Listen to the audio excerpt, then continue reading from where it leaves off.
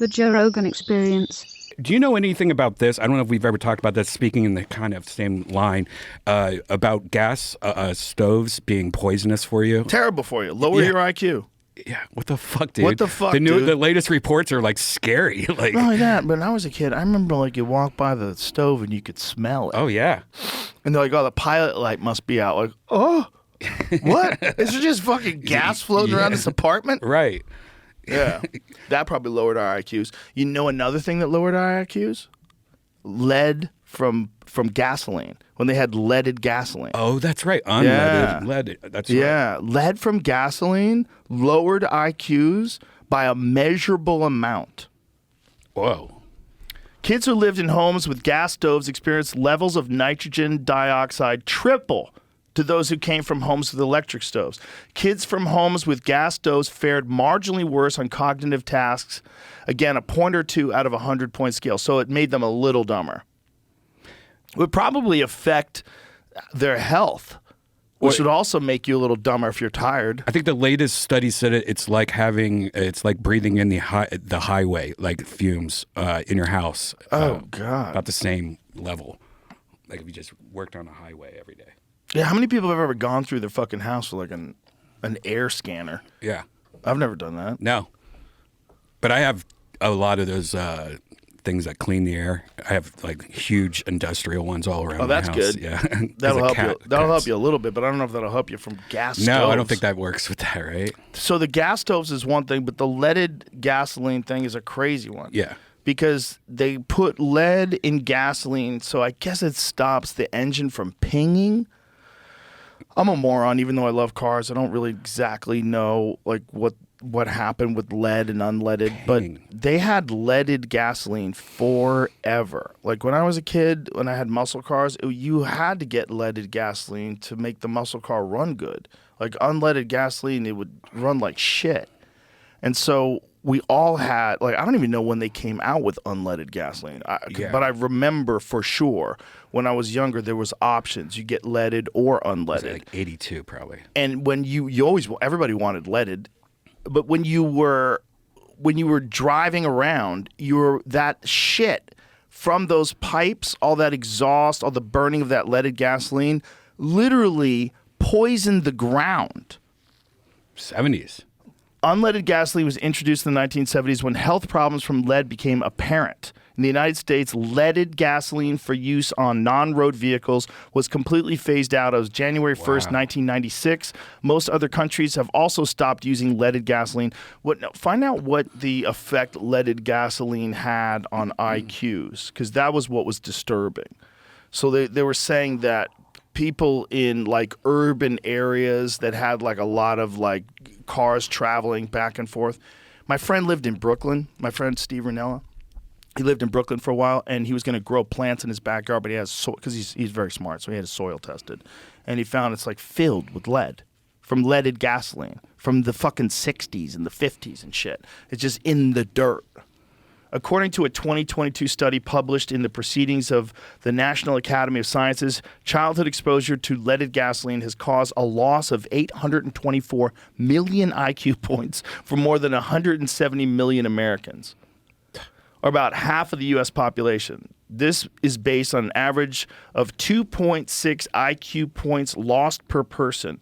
The study also found that people born in the mid to late 1960s may have lost up to 6 IQ points, that's me, while children in the highest levels of lead, with the highest levels of lead in their blood, may have lost more than 7 IQ points on average.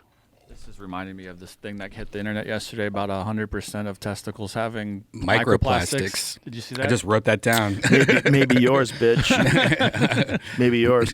But you know, I was watching Paul Saladino had this thing on his Instagram that I was looking at today about plastic cutting boards. And he was like, just let me show you what happens with the plastic cutting boards. Like, this is going to get into your food for sure, and you're going to eat it. Yeah. Like, this is not good. Yeah, I knew about that a long time ago, but that's exactly what microplastics pretty much is. Microplastics found in every human testicle in the study. Can we go back to plastic straws then? Yeah. Can we just go back to plastic straws? I promise I'll throw them away. Okay? The problem is really not with straws and turtles. The problem's with garbage management. Yeah. They're doing a shit job of they're like approximately getting all the This garbage. is a pretty small study. 23 testicles. And 47 46 balls. 47 testes from pet dogs. They found microplastic pollution in every single sample. So it's probably in everything. I mean, Yeah. it's probably in everything. Even though that's a small sample, you got to think of like how much plastic is being used. What's it even mean? Like, are we stronger? Maybe just to put us in the microwave or something. No, it's an endocrine disruptor.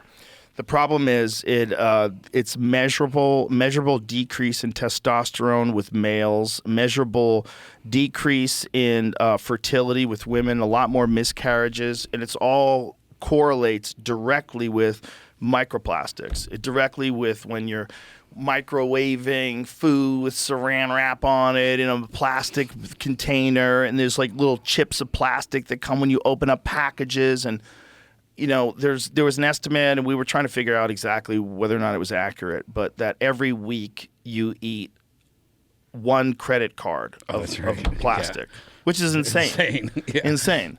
Human testicles had a plastic concentration almost 3 times higher than that found in the dogs. Of course, because like we're not just eating dog food that comes out of a can or a bowl. We're constantly eating food that comes from plastic. 330 micrograms per gram of tissue compared to 123 micrograms. Polyethylene used in plastic bags and bottles was the most common microplastic found, followed by PVC. So shit from pipes.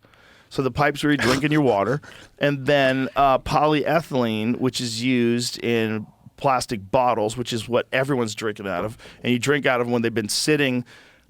How long did they sit on the dock before they got to the delivery truck? Like when you buy like bargain water, if you're buying bargain plastic bottled water, is there a chain of custody where they can show at every step of the way it was in a controlled environment where it wouldn't be heated up, where the plastic from the bottle would leach into your water and give you like this toxic stew that's killing your nuts?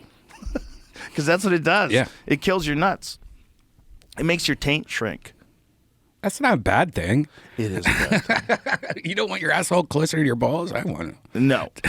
There's a certain manageable distance, and nature's already figured that out. That's exactly what it is. This lady from, she's from Harvard, right? Shanna Swan? She was on the podcast. She explained it to us that with mammals, when you look at their taints, the length of the taint is, you could tell if it's a male or a female, even if it's like a gerbil, because the male taints are 50 to 100% larger. But since the introduction of plastics, the taints are shrinking on men, and the balls and the dicks are shrinking too. So we're becoming genderless through plastic. So as we have more technology, like think of all this trans stuff. Yeah. Look at all this trans stuff. All this crazy stuff that's going on, non-binary, that I don't identify with it. With this feminizing of American men, demonizing of masculinity. What is that? Well, it's maybe AI and technology changing the organism to better suit its goal. Its goal is taking over. What better way than eliminate all sexual breeding, eliminate biological human beings completely, just slowly make them into this genderless mess that can't reproduce anymore, and has to adopt artificial intelligence for the future of the species. Fucked up. Right? Yes, Wouldn't you do it that way? Wouldn't you do it that way? And you By make it really microplastics. convenient to use the plastic. Yeah. Plastic's everywhere. You make it convenient. And so this dumb animal keeps using the plastic over and over and over again. And as it keeps using the plastic, then its species becomes less and less viable. What if the dogs were AI and they're the ones doing it? I don't think so. Looking at what temperature this happens at, and I'm just starting to think like, 140 degrees? don't bring plastic water bottles into the sauna. Oh, yeah, Because definitely. you're just like, you're creating more. Yeah. Oh, yeah, definitely. If you're doing it in a sauna. Which Especially at temperatures higher than above 140. Yeah. Bottled water companies follow safety standards to minimize risk. Sure they do. Yeah, I was just. Sure they do. What are your safety standards, This bitch? is 158. Another thing said 200. Mm. There was a test I was just looking at that at room temperature there wasn't a lot of activity they found, but as soon as they put it up to 50 degrees Celsius, they started testing all sorts of stuff for showing up. What is 50 degrees Celsius in, that's pretty hot. I don't know. It's like 180 or something like that. 100 would be 212. 100 is 212? Boiling point. 50 degrees is 122. Yeah, the boiling point of Celsius is 100 and Fahrenheit's 212. So at 122, they start measuring chemicals leaching. And that's not even that. That could be so, outside here. and that's so easy. Yeah, you leave especially like, what if this bottled water is coming from another country and it's on a boat across the fucking ocean the entire time, just cooking? You leave your bottle in your car in the sun, and then you come back and drink it. Yeah, that stuff is just cooking. Yeah. It's cooking, and it's turning us into some weird thing where our dicks are shrinking and our sperm count is lowering, and we're becoming confused about gender. Like, I think they might all be related to technology because it's a part of technology, like one of the most important residues of technology. Like the residue of technology, a lot of it is like minerals and plastics, and all this stuff just gets out into the environment and ground fills and landfills and gets into the ocean. It's like all this stuff that we use that makes more technology is all bad for us. The minerals are bad for us. The plastic is bad for us, but yet we're addicted to technology. And all technology has plastic in it. Like there's wires that are covered in plastic. There's plastic this, there's plastic that. What are the screens made out of? When do you think it started, though? Like when the first computer was created? Because like that, and then plastic was made like 2 months later. Or something. I think this is what I think. I think technology is a life form, and I think it's just a sea of life forms, different kinds of life forms, but they're operating at a different frequency, so we don't think of them as a life form. We think of ourselves as a life form because we have sex to make babies, we raise the babies, we have community, we have this like thing that we all do together. But we don't. We are a life form. We have clothes. We have a mortgage. We are a life form. This is just a thing I made. This is just a computer. This is just an electric car. This is just a thing. I think there's a misunderstanding of the relationship. And I think that us, the smart monkeys, make this. We make this. And our desire for this is what fuels constant innovation. No one's ever satisfied. No matter how dope everything is, even if your refrigerator got the exact expiration date of your orange juice, even if your phone had a 100-hour battery life, no one's happy. I want the new one. The new one's 150. I could just charge it once and use it for a month. Yay. And no one's going to be happy, no matter what. 200 megapixel. This guy's 2 million. I can see the sun. No one's going to be happy. You're not going to be happy until you can see past Jupiter. You're not going to be happy until you can fucking look on your phone and see the inside of a black hole, and then you won't be happy. Because this new phone can get you to the Big Bang if it ever really happened. If that ever really happened, you can go back to that.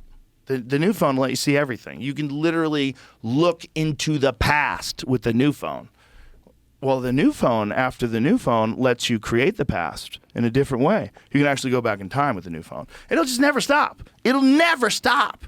And we're going to be trans. Everyone's gonna shrivel up. We're all going to be non-binary. There's no way out of it. We're poisoning ourselves, and we're not hitting the brakes. And we're just gonna slide into this genderless future. And some people are going to be really happy about it. And I think they wrote about it in the Bible when they said the meek will inherit the earth. I think it's in the Bible. And I'm not kidding. Oh, God. No. I'm not kidding. As more time goes on, I'm not kidding. I think the Bible got that one right. I think they didn't. I think, a lot got lost in translation. They forgot to mention plastics turning into a bitch. But that's what it is. And that's why I think Noah's Ark is real, Brian. I don't think that's real. But I do think that we're on a slide of a cycle that probably has been predicted by cultures that study the rise and declines of civilizations.